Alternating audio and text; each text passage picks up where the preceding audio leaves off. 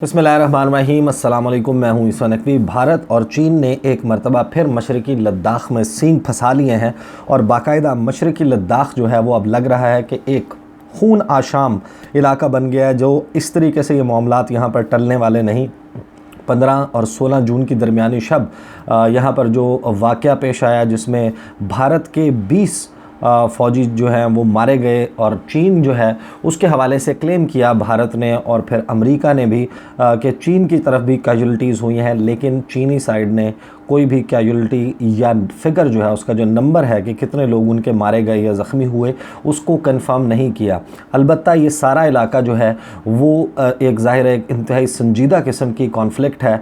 चीन जो है वो दुनिया में अगर मिलिट्री माइट के हवाले से देखा जाए तो दूसरी सबसे बड़ी ताकत है अमेरिका के बाद। उसका मुकाबला अपने से तकरीबन लगभग 4 से 5 गुना कम फ़ौजी ताकत, लेकिन एक बड़े मुल्क भारत के साथ और बॉर्डर का जो सरहदी तनाज़ा है उसको लेकर मामला चल रहा है। ये कितना सीरियस है।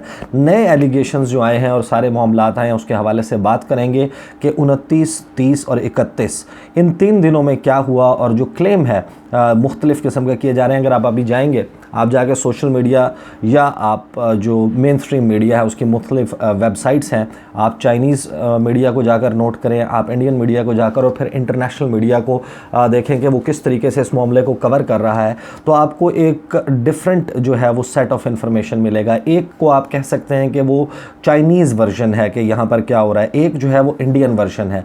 लेकिन मैं आपको एक बात जो है अपने जो है वो वसूख के साथ बता सकता हूँ कि इस मुकाम पर जो कि पेंगोंग लेक है, जहाँ पर जिसके साउथ बैंक पर रिपोर्ट हुआ है कि वाक़या हुआ है और इन 3 दिनों में कुछ फ्रेश इवेंट्स रिपोर्ट हुए हैं, कुछ फ्रेश इवेंट्स जो हैं वो पेश आए हैं और एक प्रोवोकेशन हुई है चाइना और इंडिया के दरमियान। इस हवाले से जो भी रिपोर्टिंग की जा रही है वो फीडेड इन्फॉर्मेशन है या वो चीनी साइड जो है वो अपने मीडिया को फीड कर रही है और भारतीय साइड जो है वो अपने मीडिया को फीड कर रही है। इसका कोई इंडिपेंडेंट एनालिसिस एक जो है वो आज़ाद ज़रिए से इसके हवाले से कोई कंफर्म इतला मौजूद नहीं है। ये एरिया जो है वो बिल्कुल आउट ऑफ रीच है मीडिया से। इससे हंड्रेड्स ऑफ किलोमीटर्स तक दोनों अतराफ़ में कोई मीडिया का नुमाइंदा मौजूद नहीं। कोई इस एरिया की जो है वो सैटेलाइट इमेजिंग नहीं हो रही जो किसी को मौसूल हो रही हो। तो इस हवाले से कुछ रिपोर्टिंग बाकायदा इस तरीके से की जा रही है कि जैसे बाकायदा कोई रिपोर्टर जो है वो वहाँ पर कोई अदसा लगा के दूरबीन लगा कर इस सारे मामलात को होता देख रहा है। इस वक्त जितनी भी गुफ्तगू हो रही है वो on the basis of feeded information by the 2 sides, जो फीड की जा रही हैं उसकी बुनियाद पर हो रही हैं। लेकिन जिस वक्त आपके पास ये दोनों जानिब से इन्फॉर्मेशन आती है तो अगर आप उसके ऊपर एक जर्नलिस्टिक फ़िल्टर लगाएं और देखेंगे क्लोजेस्ट पॉसिबिलिटी क्या है, तो सिचुएशन थोड़ा सा क्लियर होकर जो उभर कर सामने आती है वो मैं आपके साथ शेयर कर लेता हूँ। मैं आपको चाइनीज़ वर्शन भी बता देता हूँ, इंडियन वर्शन भी बता देता हूँ और एग्जैक्टली जिस तरीके से इसको इंटरनेशनल मीडिया ने रिपोर्ट किया। जो न्यूयॉर्क टाइम्स है वो ये कहता है कि मामला हुआ है, लड़ाई हुई है, आमने सामने आए हैं सोल्जर्स, लेकिन बाकायदा फ़ाइट नहीं हुई। और ये तो बिल्कुल ही उन्होंने रूल आउट कर दिया है कि कोई लोग मारे गए हों या ज़ख्मी हुए हों। दोनों तरफ से जो स्टेटमेंट्स हैं उनमें भी, चाइना की और इंडिया की जो ऑफिशियल स्टेटमेंट्स हैं उनमें भी ना किसी के मारे जाने और ना किसी के ज़ख्मी होने के हवाले से बात की गई है। लेकिन अभी जिस वक्त मैं ये वीडियो रिकॉर्ड भी कर रहा हूँ, 1 सितंबर है, मंगल का रोज़ है और आज जो है वो इस वक्त जिस वक्त वीडियो रिकॉर्ड कर रहा हूँ उससे 5 मिनट पहले भी मैंने जिस वक्त देखा तो ट्विटर के ऊपर जो मुख्तलिफ मीडिया हाउसेस के से जो अटैच्ड लोग हैं, जर्नलिस्ट हैं इंडिया में, वो क्लेम कर रहे हैं कि इस वक्त स्मॉल आर्म्स यानी कि छोटे हथियारों के साथ बाकायदा लड़ाई हो रही है। इस वक्त अगरचे इसका कोई जो है वो तस्दीकी अमल जो है वो नहीं वाज़े किया गया कि किसने ये इन्फॉर्मेशन दी है और किस बुनियाद के ऊपर इस बात को जो है वो दुरुस्त करार दिया जा सकता है। लेकिन जो सेट ऑफ इन्फॉर्मेशन अवेलेबल है उसके मुताबिक ना तो दोनों जानिब से किसी के ज़ख्मी होने ना किसी के मारे जाने की वो है। लेकिन जो भारतीय वर्शन है वो अगर आप उठा कर देखें और चीनी वर्शन, दोनों एक ही रोज़ यानी कि मंडे को 31 अगस्त को जारी किए गए हैं और दोनों में जो एक वाज़े फ़र्क नज़र आता है कि भारत ने क्लेम किया है कि वाक़या 29 और 30 अगस्त की दरमियानी शब पेश आया, यानी कि सैटरडे और संडे की जो दरमियानी रात, हफ्ते और इतवार की दरमियानी रात है, उसमें वाक़या पेश आया। जबकि चीन का ये कहना है कि मंडे को यानी कि रात गुजरने के बाद, जो संडे और मंडे की दरमियानी रात है वो गुजरने के बाद, रात 12 बजे के बाद ये वाक़या पेश आया है। स्टेटमेंट लगभग एक जैसी है, दोनों जानिब से एक साइड ने, चाइना ने इंडिया के ऊपर और इंडिया ने चाइना पे इल्ज़ाम लगाया। इल्ज़ाम क्या लगाया, भारत की स्टेटमेंट क्या कहती है वो देख लेते हैं। On the night of 29th and 30th August 2020, PLA troops violated the previous consensus arrived at during military and diplomatic engagements during the ongoing standoff in eastern Ladakh and carried out provocative military movements to change the status quo। यानी कि अब भारतीय side का claim ये है कि consensus हो गया था मिलिट्री और डिप्लोमेटिक चैनल से, सफारती और फौजी जो मुलाकातें हुई उनमें यह तय हो गया था कि आपने डिसंगेज भी करना है, आपने डीमिलिटराइज भी करना है, लेकिन जो डिस्प्यूटेड एरिया है, मुतनाज़ा इलाका है, दोनों की लाइन ऑफ एक्चुअल कंट्रोल की क्लेम लाइंस के दरमियान जनूबी किनारे पे, south bank of Pangong lake, Pangong झील जो है उसके जनूबी किनारे पर, उस एरिया में चीनी फ़ौज जो पीपल्स लिबरेशन आर्मी है उसके फ़ौजी घुसे हैं और उन्होंने प्रोवोकेटिव मूवमेंट की है वहाँ पर स्टेटस को चेंज करने के लिए, यानी कि उस इलाके पर अपने पोजीशंस को मजबूत करने के लिए वहाँ पर उन्होंने प्रोवोकेटिव एक तैश दिलाने वाली मूवमेंट की है। उसके बाद ये स्टेटमेंट कहती है कि Indian troops preempted this PLA activity, कि भारतीय फौजी तो जैसे वहाँ पर तैयार बैठे थे उसी मुतनाज़ा इलाके में, और उन्होंने प्रिएम्प्ट किया कि पीपल्स लिबरेशन आर्मी ये कर रही है। On the southern bank of Pangong Tso lake undertook measures to strengthen our positions and थ्वाट Chinese intentions to unilaterally change facts on ground. और उन्होंने कहा कि हमने बड़ी कामयाबी से चीनी जो कोशिश थी वहाँ पर जो सिचुएशन ऑन ग्राउंड है उसको चेंज करने, उसका जो स्टेटस को है उसको जो है वो तब्दील करने की उस कोशिश को नाकाम बना दिया। The Indian army is committed to maintaining peace and tranquillity through dialogue. अब ये बाकायदा जिसे कहते हैं वो रस्मी लाइनें हैं, but is also equally determined to protect its territorial integrity, यानी बातचीत से मसला हल करना चाहते हैं लेकिन बड़ा कमिटेड हैं कि अपने जो टेरिटोरियल, जो अपनी सरहदी जो सॉवरेनिटी है उसका तहफ़्फ़ुज़ करेंगे, इलाके का तहफ़्फ़ुज़ करेंगे। A brigade commander level flag meeting is in progress at Chushul to resolve the issue. Now this is the claim by the Indian side। ये इंडिया की मिनिस्ट्री ऑफ डिफेंस ने, फिर उनके इंफॉर्मेशन ब्यूरो ने जो है वो जारी किया और उसको फिर वाइडली रिपोर्ट किया गया।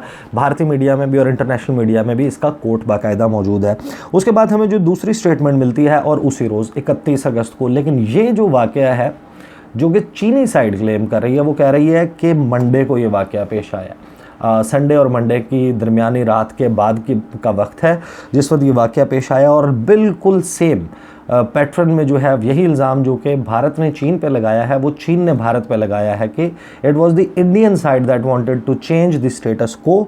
भारतीय साइड जो है उसने प्रोवोकेटिव मूवमेंट की, तैश दिलाने वाली हरकतें की, वो वहाँ पर मूव इन कर रहे थे डिस्प्यूटेड एरिया में, जिसको रोका चीन ने, और उसके बाद कहा कि हम काउंटर मेजर्स ले रहे हैं। मैं अब स्टेटमेंट सारी नहीं पढ़ता, लेकिन जो उसकी ऑपरेटिंग लाइन जो है वो यही है जो कर्नल जैंग है जो कि चाइना की जो PLA है उसके WTC वेस्टर्न थिएटर कमांड के स्पोक्सपर्सन हैं।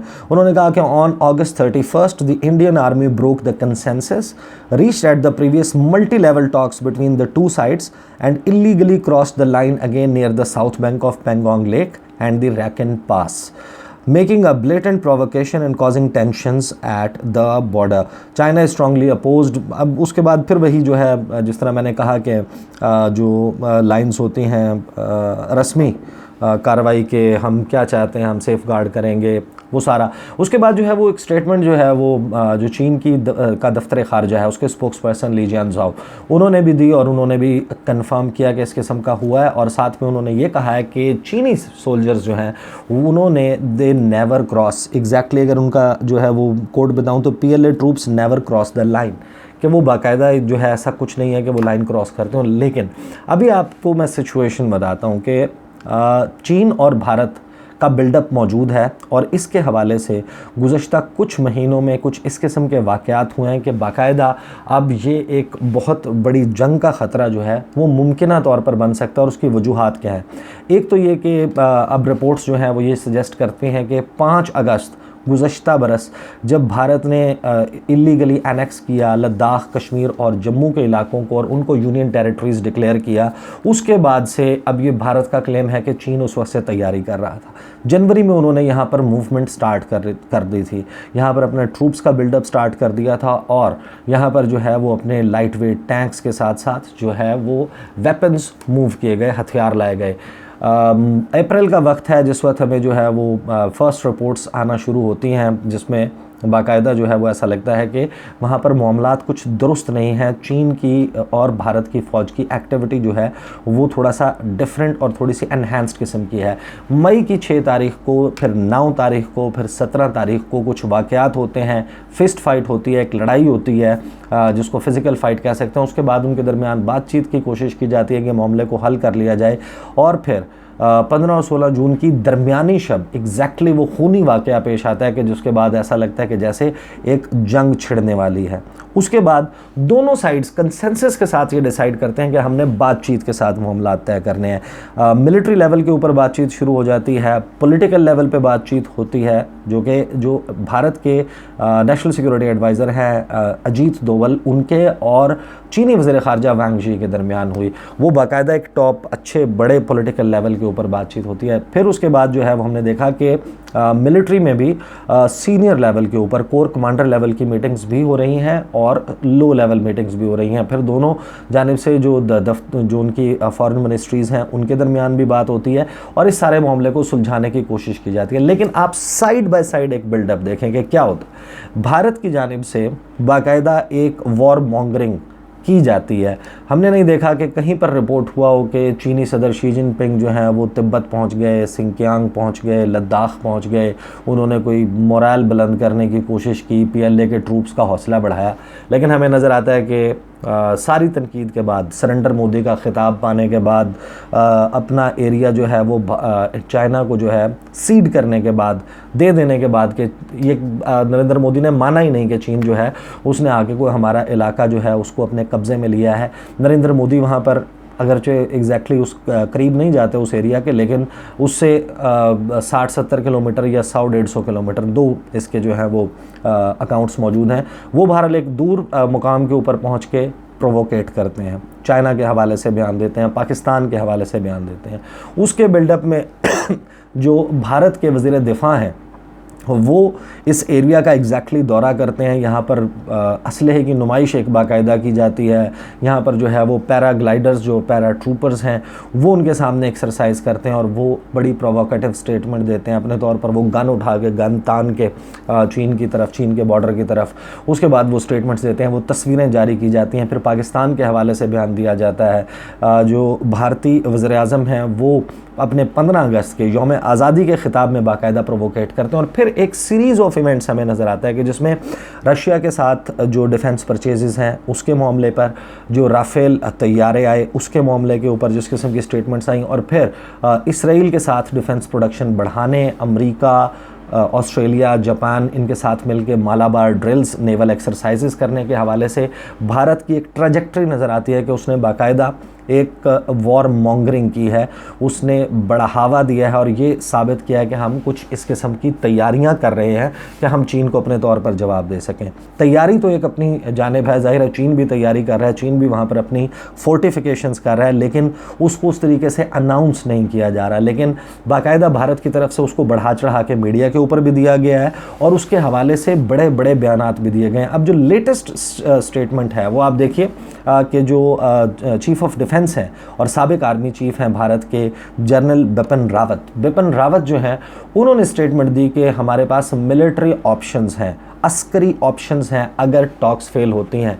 उसके बाद उनकी जो पार्लियामेंट है उसकी एक कमेटी को ब्रीफिंग दी जाती है कि हम सर्दियों में भी लड़ाई करने के लिए तैयार हैं और हम इस किस्म के गैजेट्स जो हैं वो ख़रीद रहे हैं। फिर जो है वो बाकायदा मल्टीपल लेवल से ये बात की जाती है कि लड़ाई होगी तो फिर वो चीन और पाकिस्तान दोनों के साथ होगी और हमें दोनों के लिए तैयारी करनी है। जो डिप्लॉयमेंट है राफेल की वो लद्दाख के करीबी जो है वो बेसेस उनके ऊपर की जाती है। तेजाज जो हैं उनको लाया जाता है और रिप्लेस किया जाता है MiG-21 एंड MiG-27 को। ये हो रहा है भारत की साइड पे। जो चाइना की साइड के ऊपर क्लेम मौजूद है वो ये है कि चाइना ने वहाँ पर अपने J-20 5th जनरेशन जो इंतहाई जदीद तरीन फाइटर जेट्स हैं जो न्यूक्लियर कैपेबल हैं। राफेल भी न्यूक्लियर कैपेबल है, लेकिन जो है चीन है उसके पास एक बड़ा फ्लीट मौजूद है उन तैयारों का। उसको जो है वो चीन और भारत की जो लाइन ऑफ एक्चुअल कंट्रोल है उसके अक्रॉस डिप्लॉय किया गया। और उसके साथ फिर एक और जिसके हवाले से भारत बाकायदा परेशान है, जो ground to air defence missile defence system है उसका नस्ब किया जाना। उसके हवाले से कहा जा रहा है कि एक साइट बाकायदा क्रिएट की गई है इस सारे अरसे के दौरान, जो कि कैलाश मानसरोवर जो है ये वो जगह है जहाँ से दरियाए सिंध, दरियाए सतलुज, ब्रह्मपुत्रा, गंगा, ये 4 बड़े दरिया हैं जो इस एरिया से, इस ग्लेशियर से, इस मुकाम से जो है वो उनका सौता फूटता है, यहाँ से ओरिजिनेट करते हैं और यहाँ से बड़ी बड़ी ट्रिब्यूटरीज इन दरियाओं की निकलती हैं। ये मजहबी एतबार से हिंदू मज़हब, जैन मज़हब, बुद्ध मत हो, 4 बड़े रिलीजन्स हैं इस एरिया के जिनके लिए इंतहाई जिसे कहते हैं कि मुक़द्दस जगह है। यहाँ पर किसी ground to air defence system, missile system जो है उसके नस्ब होने का मतलब यह है कि अगर भारत इसको अटैक करके उस साइट को तबाह करने की भी कोशिश करे तो वो, क्योंकि पूरी हिंदू जो पॉपुलेशन है उनके लिए एक मुक़द्दस मकाम है, तो उसका मतलब ये होगा कि पहली बात तो ये कि अगर आप हिंदू पायलट बैठा हुआ है वो कैलाश मानसरोवर को किस तरीके से निशाना बनाएगा, और अगर उसमें कोई बड़ी तबाही होती है और उस साइट को नुकसान पहुंचता है तो पूरा भारत खुद अपने जो है वो लोगों के ख़िलाफ़ हो जाएगा कि इन्होंने किस तरीके से हमारे मुक़द्दस मुकाम के ऊपर अटैक कर दिया। तो इसकी जो बेसिकली जो ये सारी डेवलपमेंट है इस वक्त हमें नज़र आ रही है वो ये कि चीन यहाँ से जाने वाला नहीं है। इसके हवाले से इंटेलिजेंस रिपोर्ट्स भी मौजूद हैं और भारत ने बाकायदा इसके हवाले से तैयारी भी शुरू कर दी है कि जो फोर्टिफिकेशंस चाइना कर चुका है उसके बाद जो है ये मामला थमने वाला नहीं। विंटर्स जो हैं वो यहीं पर गुजरेंगी, इसी तरीके से गुजरेंगी। टॉक्स जो हैं वो हमें कामयाब होती नज़र नहीं आ रही। और जो गुज़श्ता 3 रोज़ के हवाले से चाइना और भारत, इनके 2 डिफरेंट किस्म के क्लेम्स सामने मौजूद हैं, उनको देख के अब ये लग रहा है कि ये मामला और जिस तरीके से अब ये रिपोर्ट हो रहा है, कल तक हो सकता है सिचुएशन वाज़े हो जाए, परसों तक जो है वो शायद और ज़्यादा वाज़े हो जाए कि ये जो बात चल रही है कि स्मॉल आर्म्स के साथ, छोटे हथियारों के साथ लड़ाई चल रही है। अगर ये लड़ाई चलती है तो इसका मतलब ये है कि दिस इज़ नॉट नॉर्मल, क्योंकि इतनी ज़्यादा टेंशन होने के बावजूद जो 15 और 16 की जून की दरमियानी शब थी उसमें हथियारों का इस्तेमाल नहीं हुआ, उसमें डंडों का इस्तेमाल हुआ जिनमें मेखें लगी हुई थी, कीलें लगी हुई थी, जिनके ऊपर खारदार तारें लिपटी हुई थी, उनका इस्तेमाल ज़रूर हुआ था, हथियारों का इस्तेमाल नहीं हुआ था। वाक़यात जो हैं वो किस तरफ जा रहे हैं इसके ऊपर नज़र रखेंगे और आने वाली वीडियो में मैं कोशिश करूंगा कि इस सिचुएशन के जो मज़ीद एंगल्स हैं और ख़ास तौर पर जो दी हिंदू ने एक स्टोरी रिपोर्ट की है, अब ये दी हिंदू का क्लेम है कि जो इंटेलिजेंस सोर्सेज हैं इस एरिया में उन्होंने सेंटर को यानी कि नई दिल्ली को एक रिपोर्ट जमा कराई है और उस रिपोर्ट के मुताबिक चीन ने अब तक, अप्रैल से अब तक 1000 स्क्वायर किलोमीटर, 1000 मुरब्बा किलोमीटर का एरिया जो है वो लाइन ऑफ एक्चुअल कंट्रोल पर ईस्टर्न लद्दाख के मुकाम पर ऑक्यूपाई कर लिया है भारत का। This is a very big claim. इसके ऊपर ये स्टोरी जो है वो इस वक्त बाकायदा it's making rounds in the Indian media और इंडियन सोशल मीडिया इसके ऊपर बहुत ज़्यादा जो है वो हैविली इसके ऊपर बहुत ज़्यादा फोकस के साथ डिस्कस कर रहा है। इसके हवाले से भी बात करेंगे अगली वीडियो में। आपके साथ मुलाकात होगी। मुझे इजाज़त दीजिए। अल्लाह हाफ़िज़।